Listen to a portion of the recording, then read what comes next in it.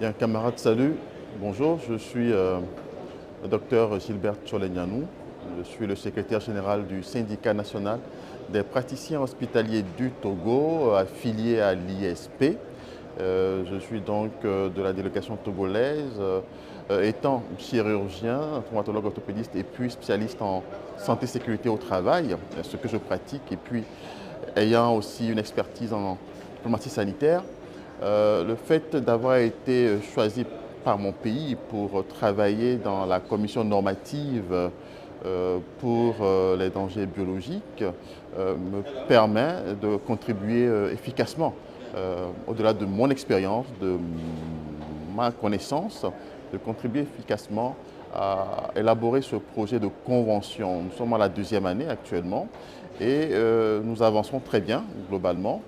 Et alors avec l'ISP, avec Daria et tous les affiliés de l'ISP, nous avions donc essayé d'introduire des amendements au niveau de cette convention pour pouvoir prendre en compte réellement le secteur public. Parce qu'en fait, globalement, des fois, on en vient à l'oublier.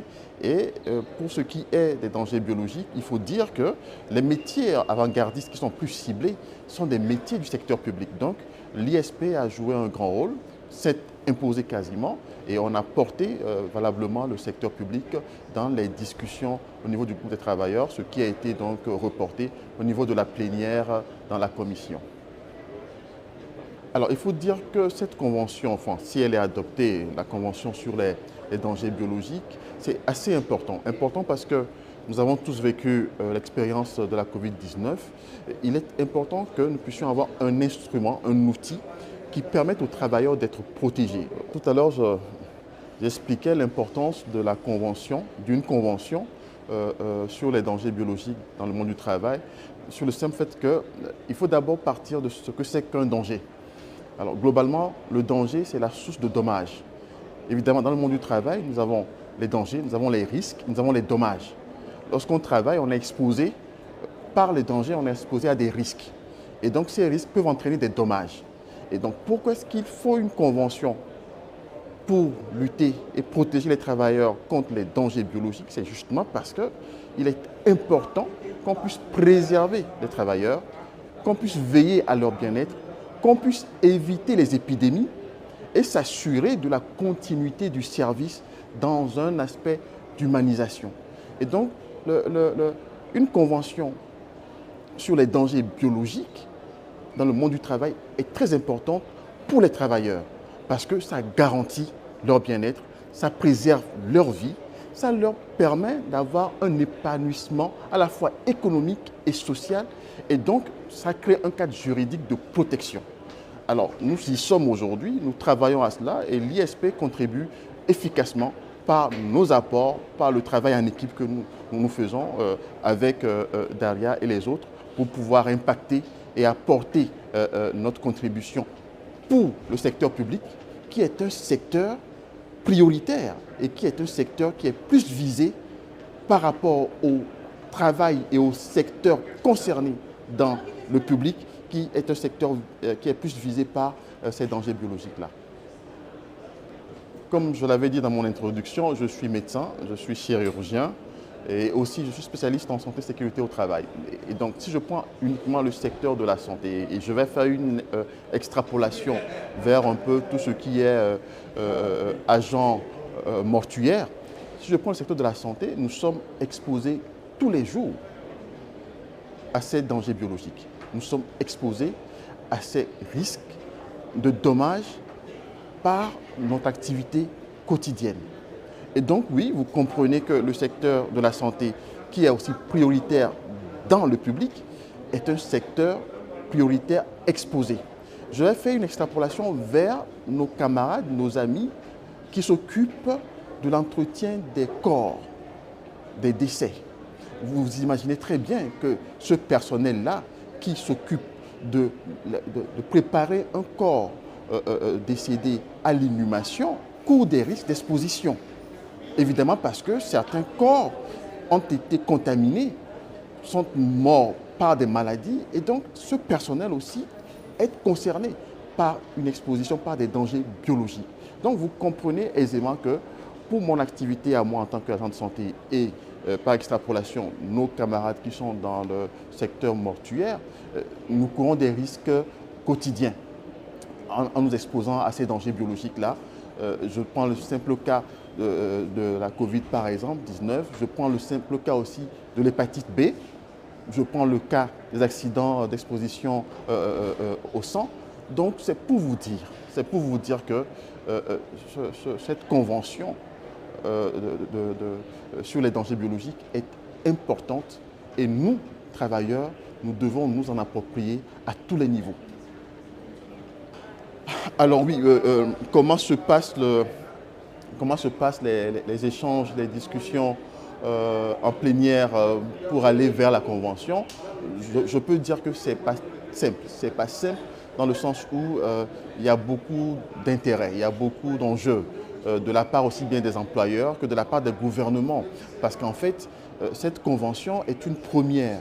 Ça pose vraiment la question de la protection au-delà de la Convention 55 sur la santé et sécurité au travail. Cette convention va aller plus loin parce que ça nous évite de connaître des situations qu'on a vécues par le passé, pendant la période de pandémie à Covid-19. Donc oui, les échanges sont assez houleux, mais nous tenons quand même le lead, nous essayons quand même d'imposer nos points de vue.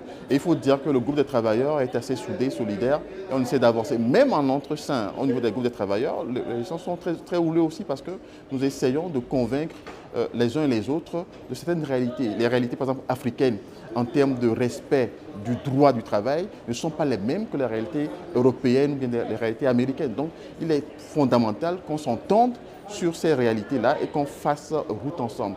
Et donc, c'est pour ça que je vous dis que, en tout cas, au niveau du groupe des travailleurs, nous avançons très bien, mais les débats sont assez vifs et assez houleux. Mais globalement, on en arrive à des compromis, on arrive à des consensus et on avance. Alors, si je veux parler un peu de l'architecture de la Convention et des textes que nous discutons, oui, évidemment, on parle globalement d'un préambule qu'on a essayé d'adopter, même si plusieurs pays ont essayé de faire obstruction, on est arrivé quand même à adopter le préambule qui ne fait pas obligation de loi. Maintenant, après, on a commencé par les articles. Là, nous sommes en train d'avancer sur les articles en définissant ce que c'est que le danger, en posant le champ d'action de cette convention, jusqu'où la convention peut aller, et en mettant les obligations pour chacune des parties, aussi bien les employeurs, les travailleurs que les gouvernements. Donc voilà un peu l'architecture que présentera la convention au terme de cette plénière que nous sommes en train de faire, en tout cas. Alors, qu'est-ce qui peut expliquer les raisons pour lesquelles, par exemple, des employeurs ou des gouvernements pourraient éventuellement s'opposer à l'application ou à l'obtention d'une telle convention? Première chose, c'est qu'ils ne peuvent pas s'opposer à la convention parce qu'on va l'obtenir. D'accord, il y a une convention sur les dangers biologiques, ça c'est sûr, mais qu'est-ce qui motive des fois les obstructions que certains font?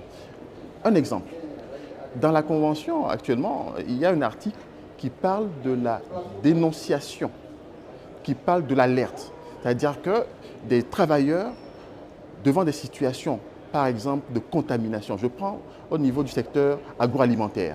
Imaginez une entreprise agroalimentaire qui fabrique de la nourriture conditionnée, qui a une bactérie qui infecte la chaîne de production. Alors, la Convention permet aujourd'hui aux travailleurs de pouvoir dénoncer cela sans courir le risque d'être licencié ou d'être puni par son employeur. Est-ce que vous voyez un peu? Et donc, cette force que la Convention donne aujourd'hui aux travailleurs de pouvoir dénoncer des insuffisances sur la chaîne de fabrication, là je parle de l'agroalimentaire, même au niveau des structures hospitalières, sur la chaîne de testing par exemple, d'analyse et tout ça, cette force que la Convention nous donne n'est pas forcément du goût aussi bien des employeurs que des gouvernements. Parce que vous voyez, aujourd'hui, nous avons la possibilité de pouvoir dénoncer. Dénoncer en étant protégé et sans risque d'avoir des représailles. Donc oui, c'est une partie importante de la Convention, par exemple. Et deuxième chose, c'est que la Convention nous protège. Elle nous permet, à nous travailleurs, et à tout le monde d'ailleurs, aussi bien les gouvernants que les employeurs, elle nous permet de pouvoir dire à l'avance des risques que nous pouvons courir. Parce qu'aujourd'hui, excusez-moi, ce n'est pas parce qu'on est employeur qu'on est immunisé. Ce n'est pas parce qu'on est au gouvernement qu'on est immunisé contre les dangers biologiques. Tout le monde est exposé aux dangers biologiques. Et donc, la Convention permet à tout être humain d'être à l'abri, n'est-ce pas, de ces dangers-là et de pouvoir réagir lorsqu'il y a une situation d'exposition aux dangers biologiques. Donc, oui, pour vous dire la vérité, c'est une très bonne convention. Moi, je pense même que c'est une convention avant-gardiste qui va même aller au-delà de ce que nous avons obtenu avec la Convention 155 sur la santé et sécurité au travail pour un milieu sûr et salubre. Donc oui, il nous faut nous approprier de ça et je pense que l'ISP fera l'essentiel avec nous les syndicats pour qu'après l'adoption de cette convention, nous puissions aller vers une appropriation, vers, comment je vais dire ça, une sensibilisation autour pour que nous puissions comprendre mieux la convention et pouvoir nous l'approprier et défendre les travailleurs.